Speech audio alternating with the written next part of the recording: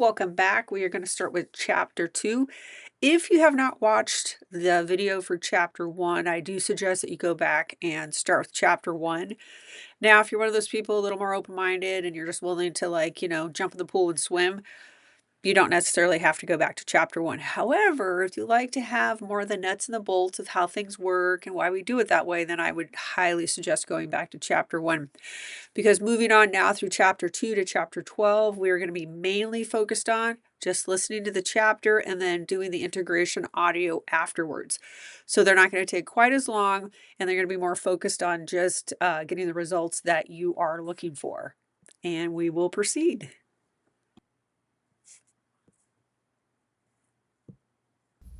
Chapter 2. The first breath of struggle. The impact of violence and neglect. Quote, child abuse casts a shadow the length of a lifetime. Herbert Ward. The environment that a child is born into is more than just a backdrop. It is a formative force that shapes their development, relationships, and self-identity. Being born into a hostile environment, whether it's violence, neglect, poverty, or emotional turbulence, has a profound and lasting effect. These early circumstances develop a child's immediate sense of danger and lack of resources, which will follow them into adulthood. Unpredictable stress. If a child cannot predict or prevent harm, this creates a sense of panic in their nervous system. Not being able to predict when food will come. If intense or long periods of discomfort are not separated by relief, the body often starts to shut down or lives on adrenaline to survive. Lack of nurturing.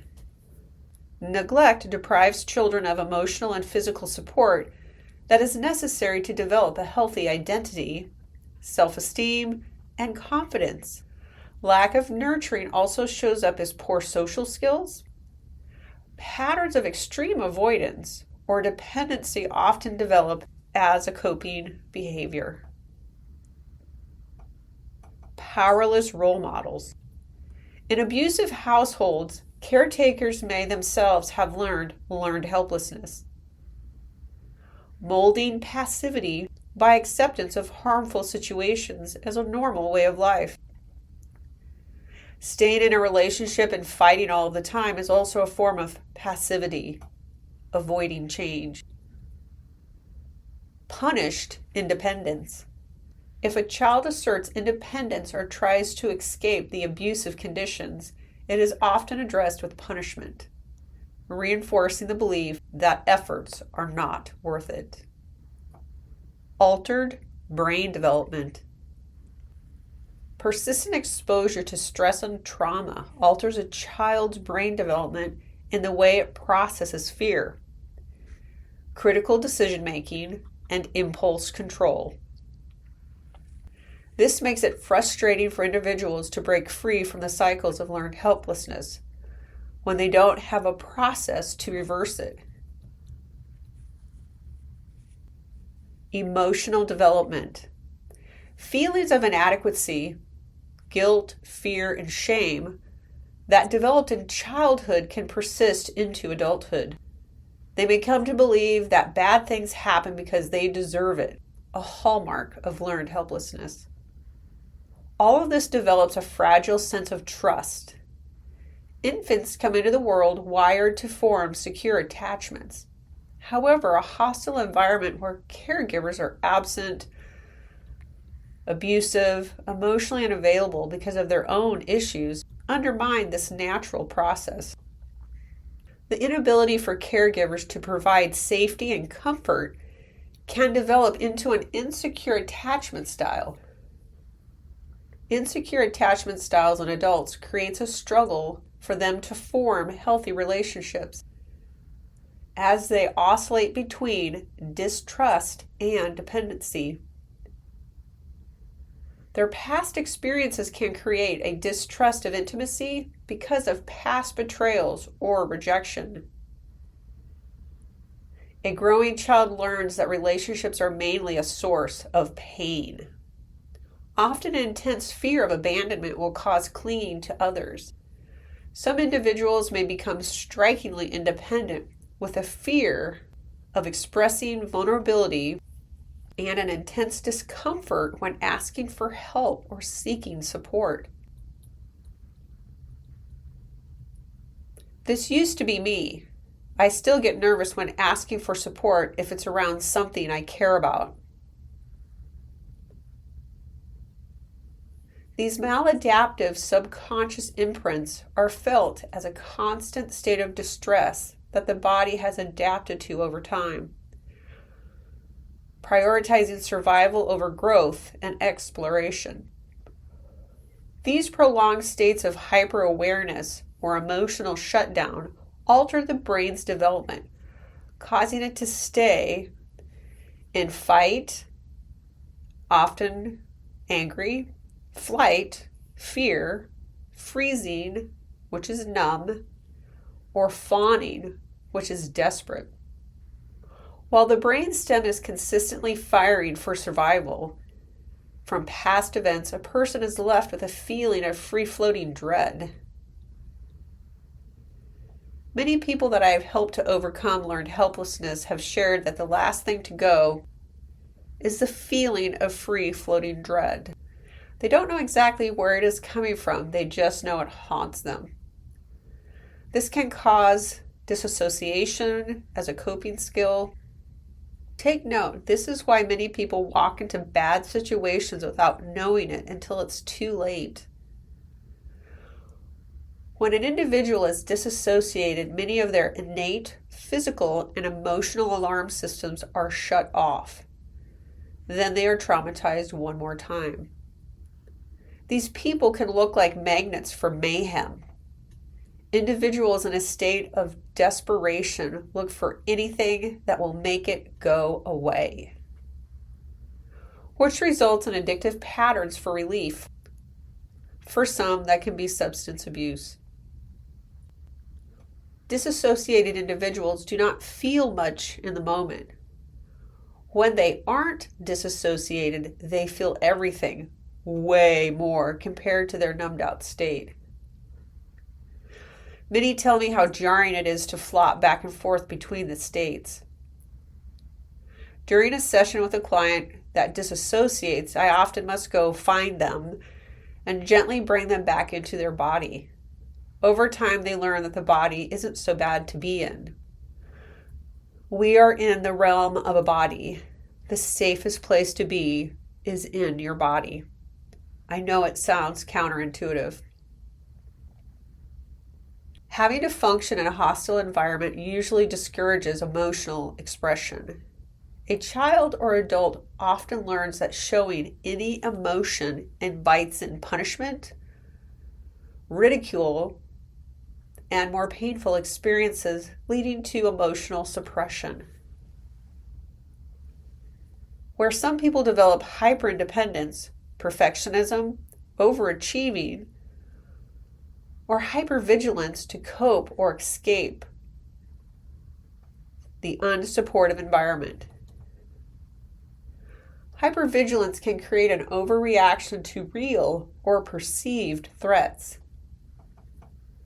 Even neutral or positive situations can be interpreted as a threat.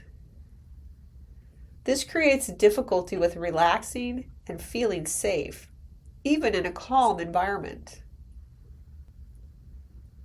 Over time, this develops into hyper or hypotension, anxiety, digestive disorders, or even autoimmune disorders.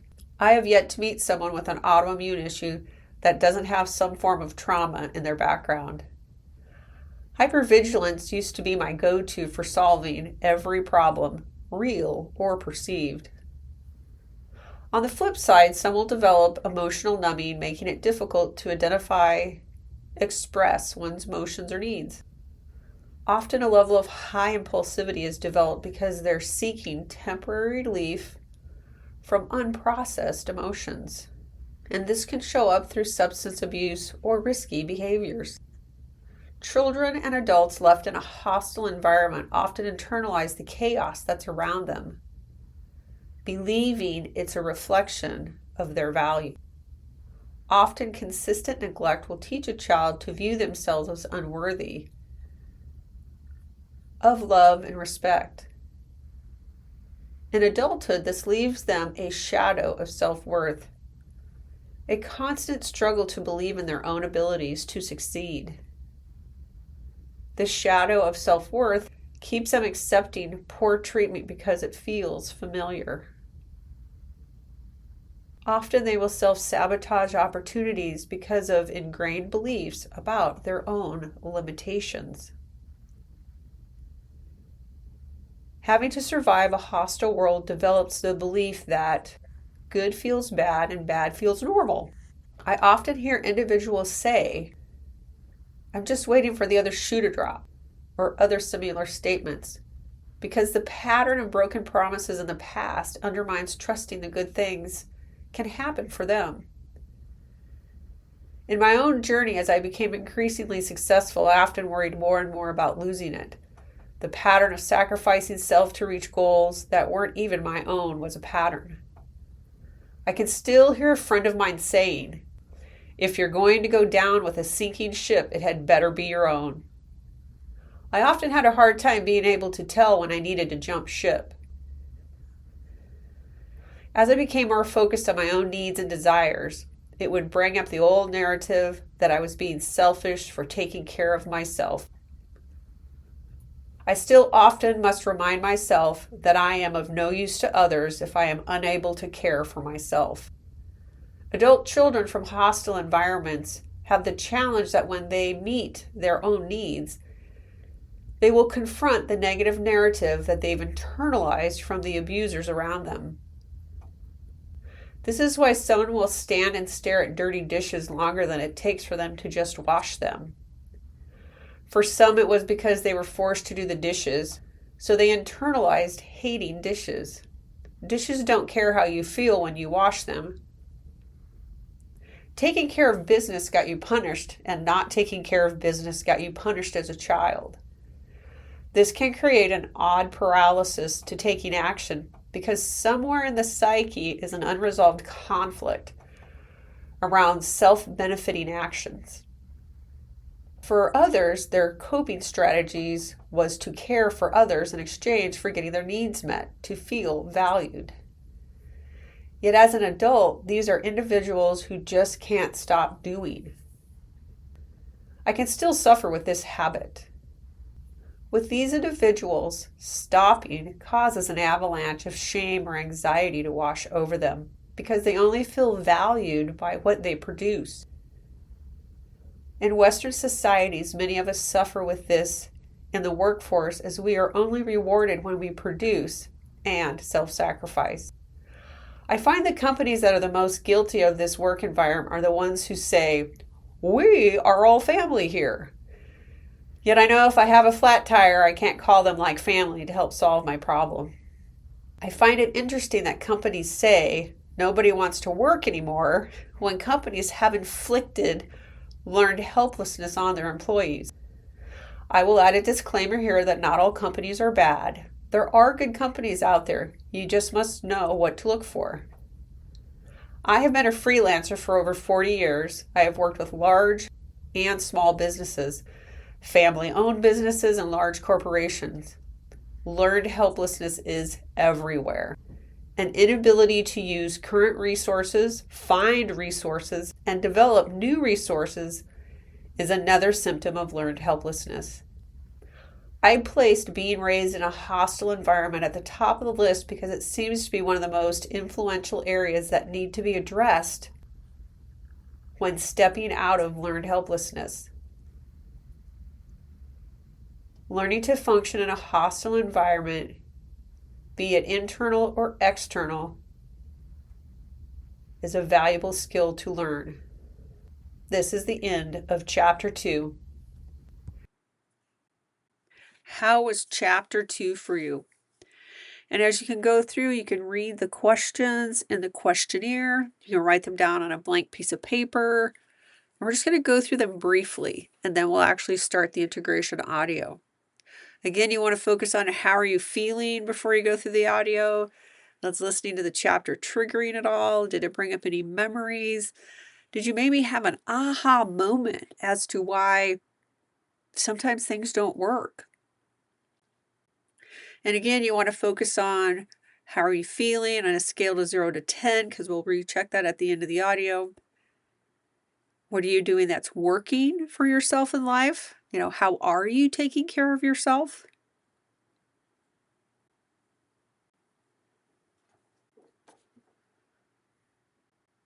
And we're going to go through what nurturing did you lack as a child? You can jot that down or just let it come up into your active experience.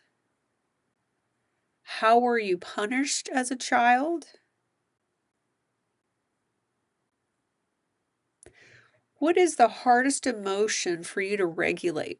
We all have a certain mine of sadness. If I'm sad too long, I'm a hot mess. Everybody has one emotion that just kind of takes them out. And are you aware of what that is? And then what do you do to numb out or escape life? I like to sleep. So take a mental note for those. You can write those down, and we're going to go right into the audio. Again, you can listen to the audio with your eyes opened or closed, and you do not need headphones.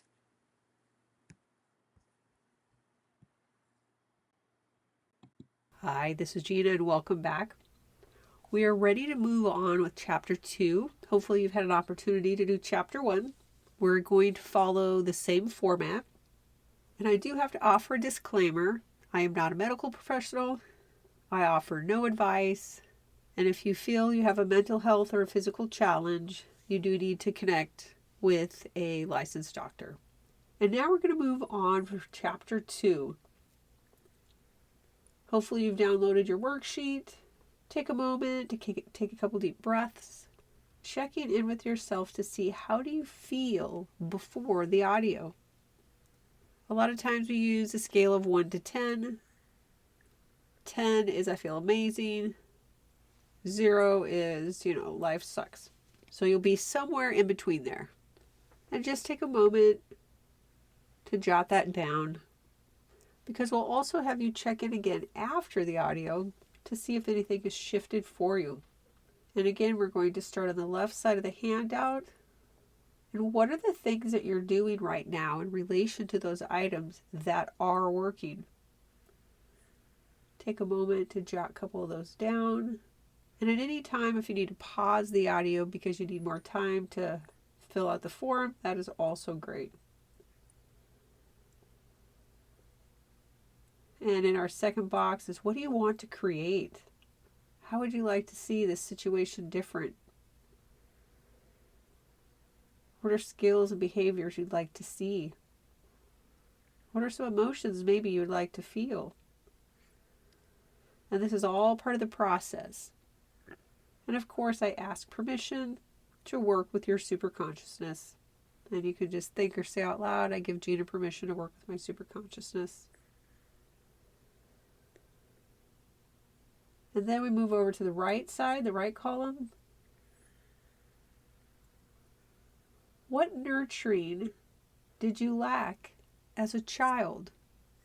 Take a few moments just to jot that down.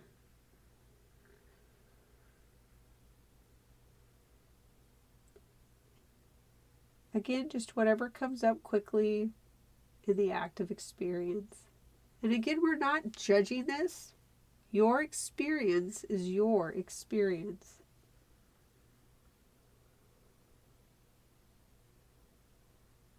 And with this second question, how were you punished as a child?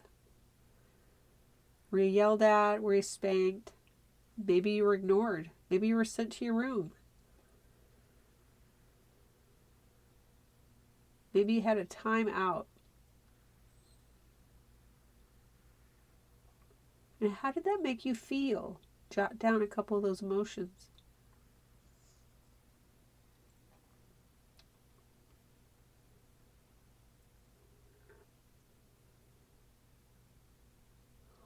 What is the hardest emotion for you to regulate?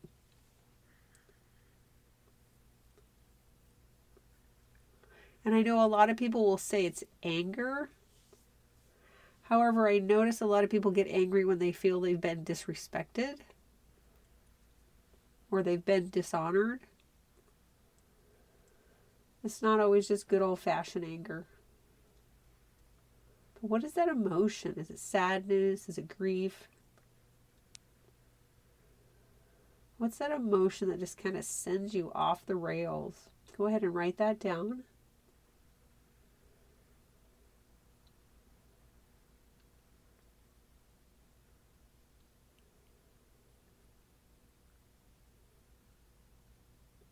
And what do you do to numb out or escape from life? We all have the favorite things that we do. Some people it's Netflix and chill. Some people it's overworking, over-exercising, overeating. Maybe it's sugar. Some people may drink too much. Alrighty, so now you have done the hardest part of the session, and that's kind of tagging this yourself and tracking it. So now we're going to move on into the clearing session. Closing your eyes, taking a couple deep breaths. And while you continue to focus on your breath, I'm going to chat with your superconsciousness for a moment. So allow yourself just to listen along passively as I do this. Superconsciousness, please treat all parts and memory structures that want treatment that you tagged from the last session until now. Slowly, safely, and with total respect. Take some more deep breaths. And now I ask you to identify, what is the goal you have for this session?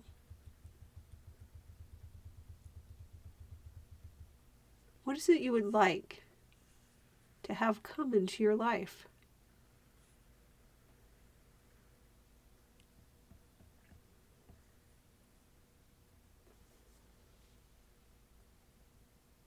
The goal that we'd like to clear more blocks and barriers around. Or it might be a desire or something that's more internal, more intangible, versus an outside goal. Maybe it's something you want to realize or manifest. So it could be either. And allow yourself to bring this goal to mind as fully as possible. You can even write it down if you want, if you have a pen handy. And when you feel ready, I invite you to notice how that makes you feel.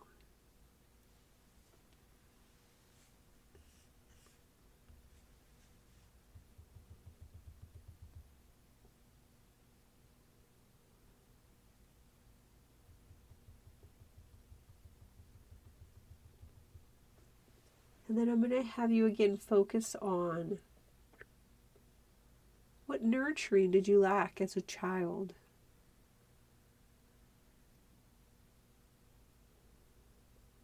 And what do you believe about this?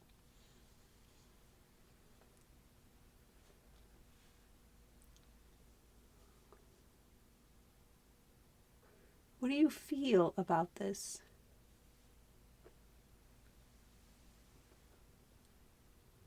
And just letting it come into the active experience. And again, I'm going to chat with your superconsciousness as you continue exploring the thoughts and the feelings and belief in relation to the way you feel you lacked nurturing as a child.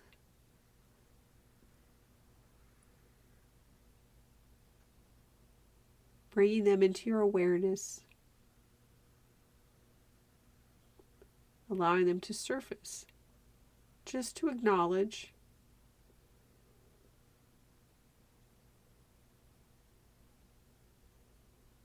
And superconsciousness, please tag and treat everything that's in the active experience at this moment. Please treat all the memories and emotions, thoughts, feelings, and beliefs. Please treat all of the events, situations, and circumstances. Treat any discomfort, treat any fear. The superconscious, please treat all of the doubts and the disbeliefs, all of the blocks and barriers that you can find at the moment in relation to what's in the active experience right now. And then do a massive history change and everything after that. And go ahead and take a deep breath.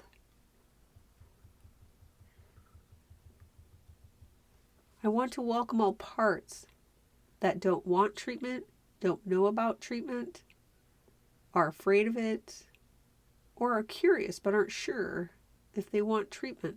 Parts, would you be willing to go talk to the superconsciousness to find out about how you can get more satisfaction and less pain out of life,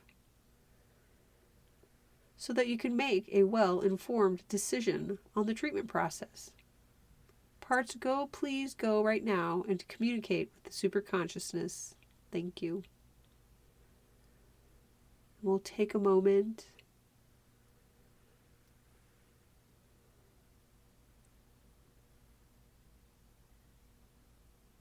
And superconsciousness, please treat all the parts in the correct order with total respect and reinforce their positive coping behaviors before joining them with the main identity.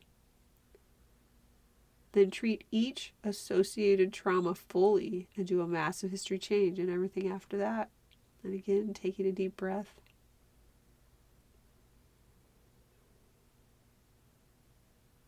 And then we're going to focus on, again, focusing, how were you punished as a child? And how did that make you feel? Did you blame yourself? Did you blame others? Maybe you blamed your parents. The superconsciousness, please treat this conflict. Please treat any thoughts of, how could you do this to me? Treat all thoughts that I didn't deserve it, I can't get away from it. Treat all emotions associated to and with this punishment. And do a massive history change and everything after that.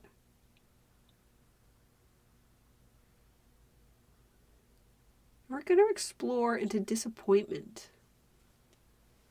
Whether it's your disappointment, your parents' disappointment, anything that has to do with just being disappointed. Focus on that.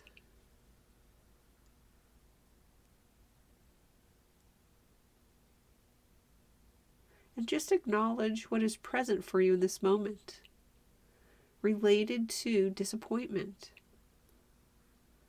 around past experiences.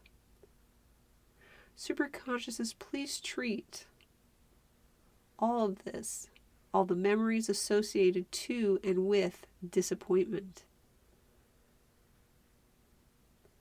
Treat any memories or experiences of disappointment that are creating a block or a barrier today,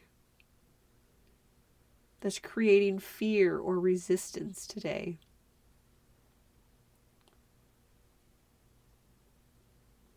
And please treat all levels of disappointment. Again, disappointment in yourself, disappointment in others, disappointment in situations or circumstances. And superconsciousness, please treat all levels of disappointment, all memories associated to and with it. And then do a massive history change and everything after that.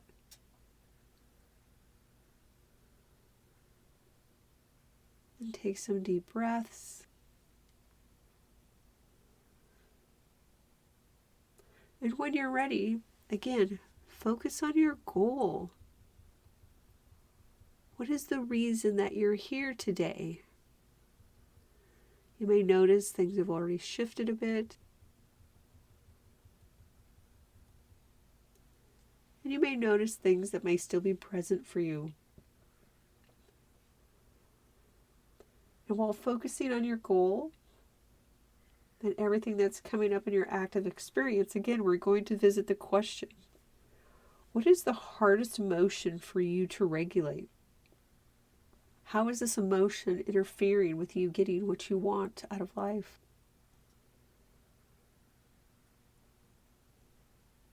Superconsciousness, please treat all of this.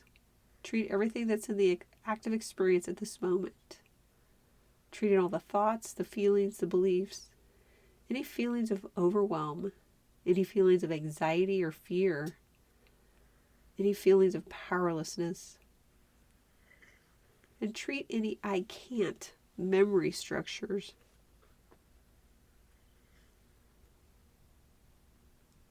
And superconsciousness, please treat any feelings of not being good enough, not being worthy, any feelings of incompetence, any place where we felt insignificant. And then superconsciousness, do a massive history change and everything after that. Taking a deep breath. And again, focusing on that emotion that you find hardest to regulate. And superconsciousness, please treat any frustration associated with this emotion, any anxiety or panic. And superconscious, please treat any feelings of it being too much, overwhelming, or too hard. And superconscious, treat all doubts, disbelief. Treat all of the don't knows. And then when ready, do a massive history change and everything after that. Again, taking a deep breath.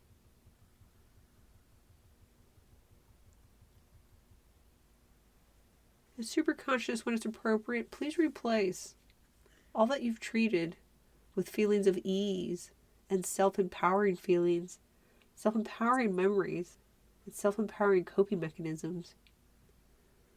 And then do a massive history change and everything after that. We're going to move on to our next question. How do you like to numb out or escape life? And again, just let your subconscious mind bring up any thoughts or feelings. What are those things you avoid? What are those things you run away from? What are those situations or people that just make you uncomfortable? And superconsciousness, please continue to treat any feelings of overwhelm, powerlessness, any feelings of not good enough, and replace them with feelings of ease and flow, feelings of peace and harmony, feelings of confidence. And then do a massive history change and everything after that.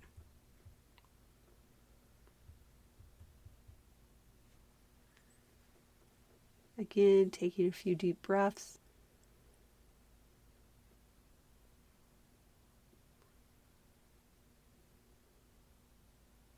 And again, think about the ways you would like to escape life. Maybe you think it'd be easier to avoid people, not to have conversations.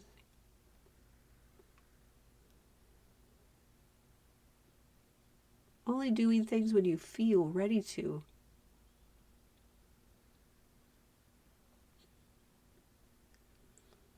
The superconsciousness, treat all of this that is coming up.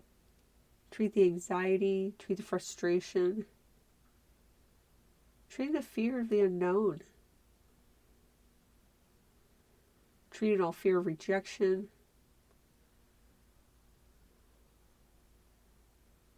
Treat all patterns of trying to control an outcome because it's just too hard to wait and see. It's too hard to wait for more to be revealed. Treat that pattern of rushing in. And when ready, do a massive history change and everything after that. And then we're going to shift a little bit to a lighter note. What would you like to feel? See if you can feel this emotion easily and comfortably. Would you like to be joyous? Would you like to be happy? Maybe you'd like to be confident. And when we do this and lean into positive emotions, many times the opposite will come up, because those opposite emotions are what get pushed to the surface when the positive emotion is plowing its way through.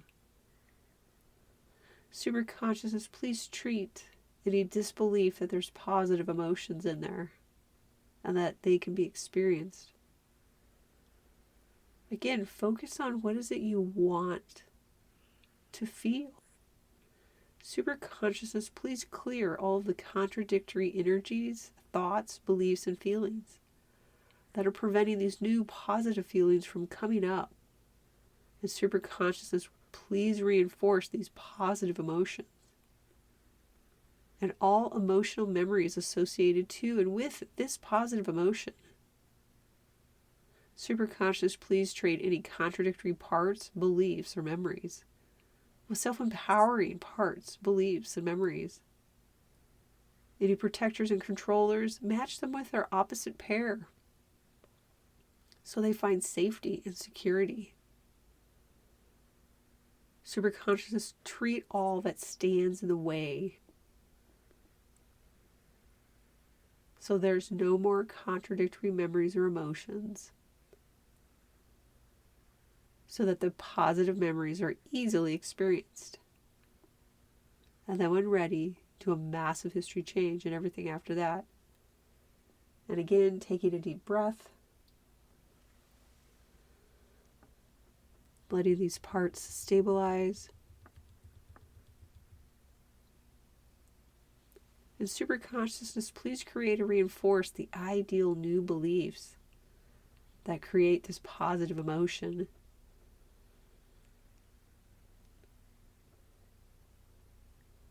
And again, focus on your goal, your desire. Notice if anything has shifted. And superconsciousness, continue to treat any resistance, any doubts, any disbeliefs, blocks, and barriers in relation to this goal, this desire, these new positive emotions. And when appropriate, take and treat them with a massive history change and everything after that. Again, taking a deep breath.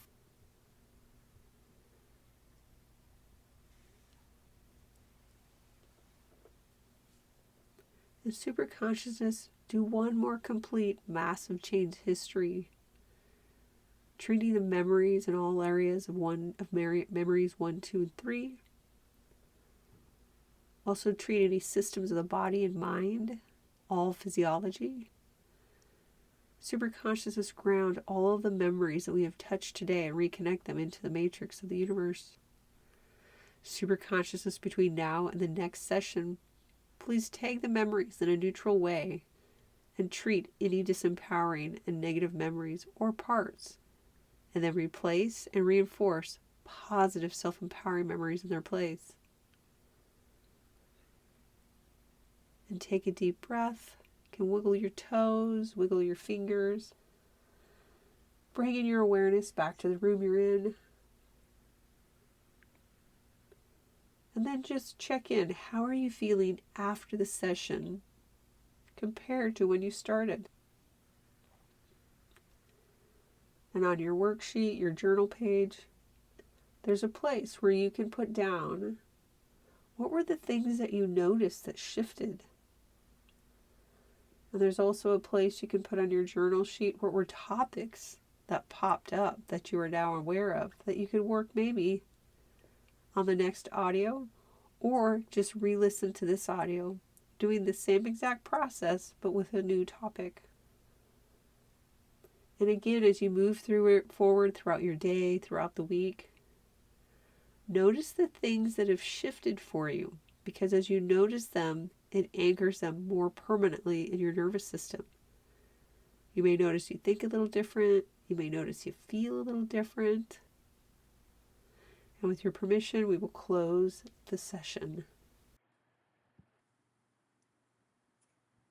And as you take a moment to bring yourself back, how was chapter 2 for you? I noticed even as I was listening to this, making this recording, I did get a few waves of despair, which seems to be a little residue still of a fawning reflex that I have from some of the trauma that I had as a child. So it's interesting that each time you listen to the audio, something different will shift. I always find it so fascinating. And again, you can leave your experience in the comment below. Subscribe if you haven't subscribed already. And please do leave me a topic that you would like me to make content around. Again, it can't be a broad, it needs to be specific. So like I said in I think it's chapter 1, we talked about people like, I want to be rich. I can't work with that. Now, maybe you want to feel accomplished, or maybe you want to eliminate the fear of being seen. Those are topics I can work with. And again, leave your comments below, and I enjoy working with you, and we will move on to chapter 3.